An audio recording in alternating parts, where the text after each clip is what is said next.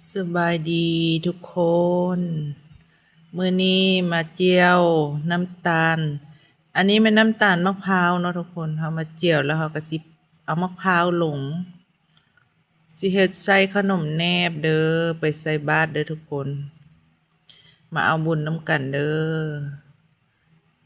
ไปใส่บาตรมื้ออื่น อันนี้เราก็คั่วน้ำตาลจนออกสีแดงหน่อยนึงเนาะน้ำตาลมะพร้าวหรือว่าน้ำตาลปี๊บนั่นแหละทุกคนบ่ได้เอาน้ำตาลสายเฮ็ดเด้เอาก็คั่วไปจนมันเปลี่ยนสีพุ่นแหละทุกคนคั่วไปเรื่อยๆจนมันเปลี่ยนสีออกสีส้มหรือว่าสีแดงหน่อยนึงพุ่นแหละเนาะให้มันหอมนั่นแหละน้ำตาลก็ใส่ประมาณถ้วยน้อยนึงนี่แหละปานนั้นบ่กันหวานทุกคนคั่วไปคั่วมาแล้วเราก็สิใส่เกลือไปนำเนาะใส่เกลือแบบบวงสาหนึ่งเอาใส่เกลือให้มันมีรสเค็มตัดหวานน้อยนึงจังแซ่บเนาะมะพร้าวนี่กับมะพร้าวกระจ๋าหรือว่ามะพร้าวถึกๆหั่นแหละเราก็สิคั่วไปเรื่อยๆเนาะทุกคนเนาะจนมันออกแดงเด้ก็ประมาณนี้แหละทุกคนให้มันแดงแบบนี้เลย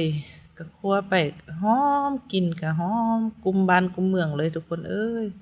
หอมมะพร้าวนะเป็นตาเอาข้าวเหนียวคุยพุ่นได้ทุกคนแซ่บได้ทุกคนที่กินในตอนอย่างน้อยนะคั่วแบบนี้แล้วก็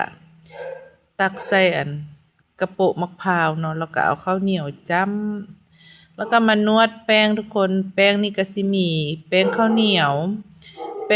2ถุงแล้วก็แป้งข้าวเจ้าครึ่งถุงแล้วก็แป้งมันครึ่งถุงเนาะผสมเข้ากันดีแล้วเราก็นวดให้มันได้ค่อยก็บ่ได้ใส่ถุงมือเด้อทุกคนเด้อแต่ว่าค่อยล้างแล้วนี่เราก็มาห่อบัดนี้เนาะวิธีห่อขนมแนวกะง่ายๆก็บ่ได้ยากเนาะเด้ก็เฮ็ดไปตามนี้แหละห่อง่ายๆเนาะฮะง่ายกว่านั้นห่อข้าวต้มอีกแล้วก็เฮ็ดจ่วยแล้วก็เด้งามดีทุกคนเอาตามนี้แหละเวลาห่อข้าวต้มเนาะมื้อนี้เราก็เฮ็ดข้าวต้มตั้งว่า3อย่างทุกคนเฮ็ดข้าวต้มข้าวหางแล้วก็เฮ็ดขนมแนบแล้วก็เฮ็ดขนมอีหยังก็สะคูใส่มะพร้าวแล้วเขาก็ไปนึ่งเนาะพร้อมกันเลยนึ่งเทื่อละอย่างซั่นดอกบ่แม่นพร้อมกัน3หม้อทุกคนจนเดือฮอด11 โมง 12 โมงกลางคืนจังได้น้องปีได้ก็ว่าปีนั้นว่าสิอันบ่ให้ดึกหั่นนะแต่ก็ดึกทุกปีทุกคนอันนี้ก็กะเกี่ยมตั้งแต่มื้อก่อนพุ่นแหละ